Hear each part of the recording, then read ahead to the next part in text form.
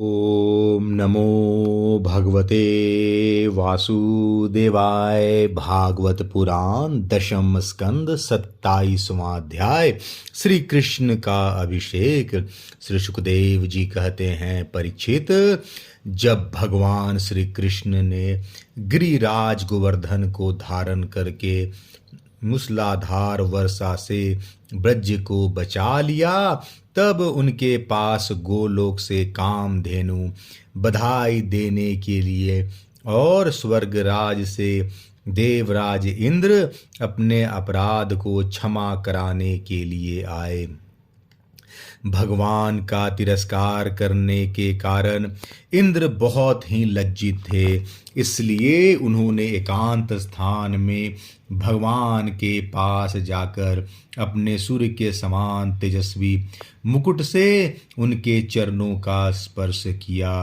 परम तेजस्वी भगवान श्री कृष्ण का प्रभाव देख सुनकर इंद्र का यह घमंड जाता रहा कि मैं ही तीनों लोकों का स्वामी हूँ।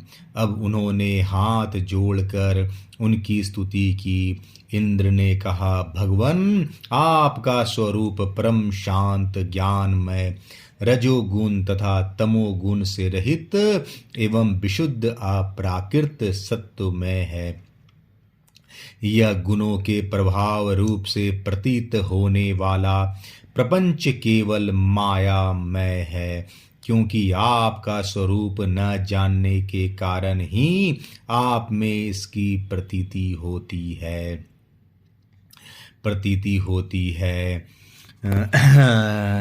ये क्योंकि आपका न जाने प्रतीति है। जब आपका संबंध अज्ञान और उसके कारण प्रतीत होने वाला देहादि से ही नहीं है, फिर उन देह आदि की प्राप्ति के कारण तथा उन्हीं से होने वाले लोभ क्रोध आदि दोष तो आप में हो ही कैसे सकते हैं।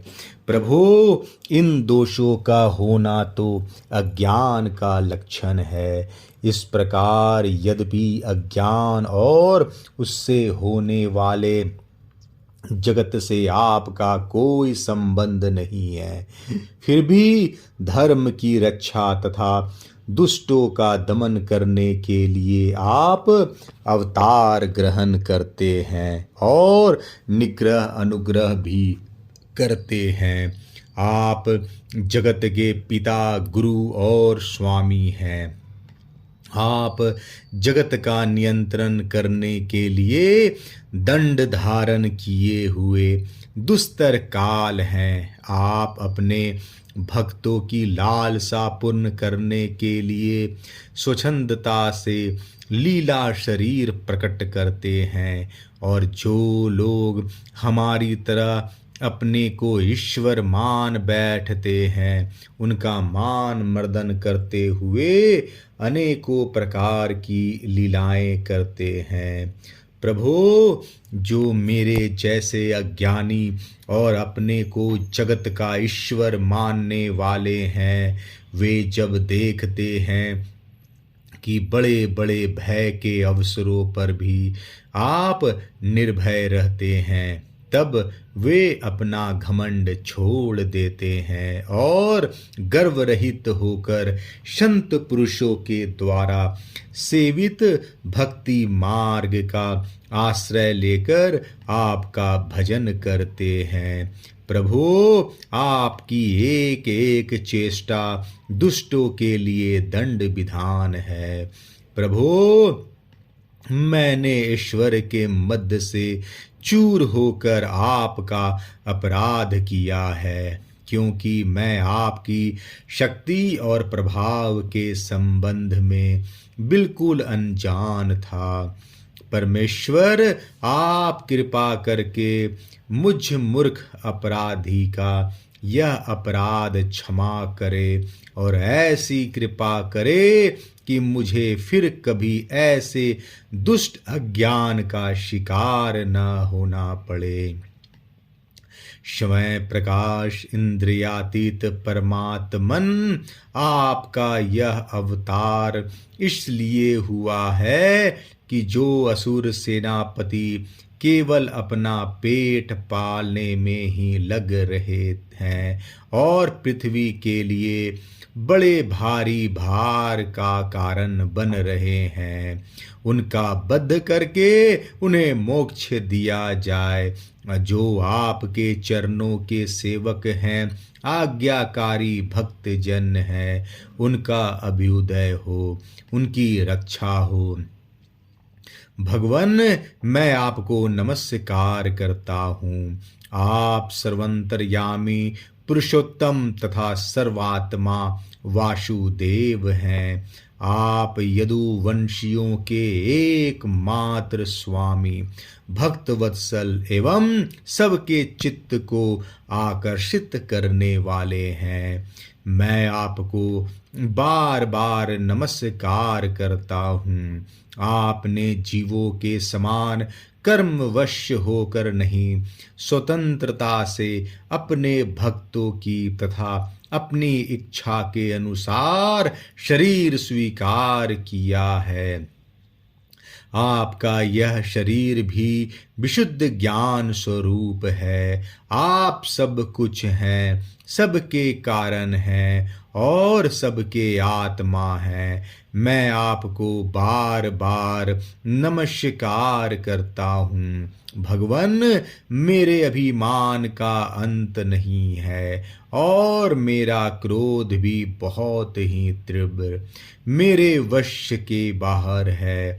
जब मैंने देखा कि मेरा यज्ञ तो नष्ट कर दिया गया, तब मैंने मूसलाधार वर्षा और आंधी के द्वारा सारे ब्रजमंडल को नष्ट कर देना चाहा, परंतु प्रभु आपने मुझ पर बहुत ही अनुग्रह किया। मेरी चेष्टा व्यर्थ होने से मेरे घमंड की जड़ उखड़ गई। आप मेरे स्वामी हैं, गुरु हैं और मेरे आत्मा हैं। मैं आपकी शरण में हूँ।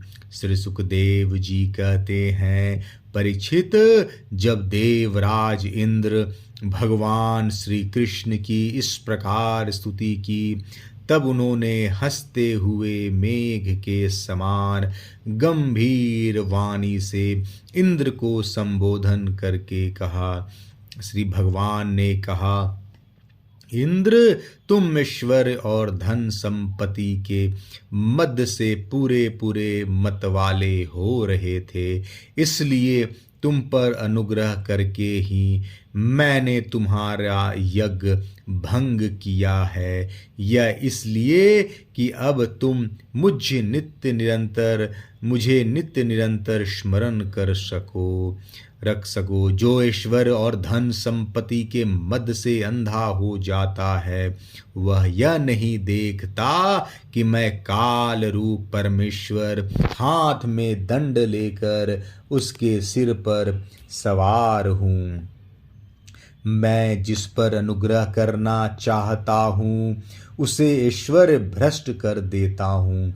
इंद्र, तुम्हारा मंगल हो। अब तुम अपनी राजधानी अमरावती में जाओ और मेरी आज्ञा का पालन करो।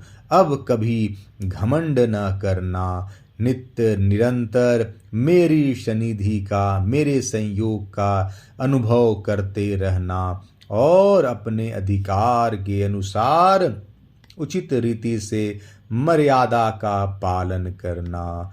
परीक्षित, भगवान इस प्रकार आज्ञा दे ही रहे थे कि मनुष्यवनी कामधेनु ने अपनी संतानों के साथ गोवेशधारी परमेश्वर श्री कृष्ण की वंदना की और उनको संबोधित करके कहा। कामधेनु ने कहा, सच्चिदानंद स्वरूप श्री कृष्ण, आप महायोगी योगेश्वर हैं। आप स्वयं विश्व हैं, विश्व के परम कल्याण हैं, अच्युत हैं, संपूर्ण विश्व के स्वामी। आपको अपने रक्षक के रूप में प्राप्त कर हम सनाथ हो गए। आप जगत के स्वामी हैं, परंतु हमारे तो परम पूजनीय आराध्य देव ही हैं। प्रभु, इंद्र त्रिलोकी के इंद्र हुआ करे, परंतु हमारे इंद्र तो आप ही हैं। अतः आप ही गौ, ब्राह्मण, देवता और साधु जनों की रक्षा के लिए हमारे इंद्र बन जाइए। हम गौएं ब्रह्मा जी की प्रेरणा से आपको अपना इंद्र मानकर अभिषेक करेंगी। विश्वात्मन, आपने पृथ्वी का भार उतारने के लिए ही अवतार धारण किया है।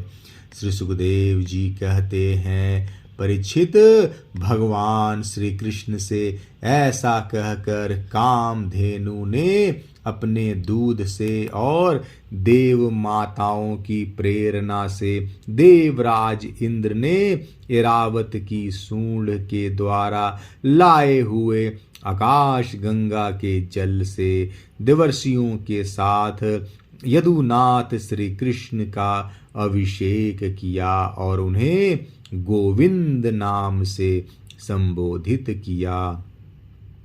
उस समय वहां नारद, तुमरु आदि गंधर्व, विद्याधर, सिद्ध और चारण पहले से ही आ गए थे। वे समस्त संसार के पाप ताप को मिटा देने वाले भगवान के लोक कमलाप यश का गान करने लगे और अप्सराएं आनंद से भरकर नृत्य करने लगी। मुख्य मुख्य देवता भगवान की स्तुति करके उन पर नंदन वन के दिव्य पुष्पों की वर्षा करने लगे। तीनों लोकों में परमानंद की बाढ़ आ गई और गौओं के स्तनों से आप ही आप इतना दूध गिरा कि पृथ्वी गिली हो गई। नदियों में विविध रसों की बाढ़ आ गई। वृक्षों से मधुधारा बहने लगी। बिना जोते बोए पृथ्वी में अनेकों प्रकार की औषधियां, अन्न पैदा हो गए। पर्वतों में छिपे हुए मणि माणक्य स्वयं ही बाहर निकल आए। परीक्षित, भगवान श्री कृष्ण का अभिषेक होने पर जो जीव स्वभाव से ही क्रूर हैं, वे भी वैरहीन हो गए। उनमें भी परस्पर मित्रता हो गई। इंद्र ने इस प्रकार गौ और गोकुल के स्वामी श्री गोविंद का अभिषेक किया और उनसे अनुमति प्राप्त होने पर देवता, गंधर्व आदि के साथ स्वर्ग की यात्रा की। 27वां अध्याय समाप्त। जय श्री कृष्णा।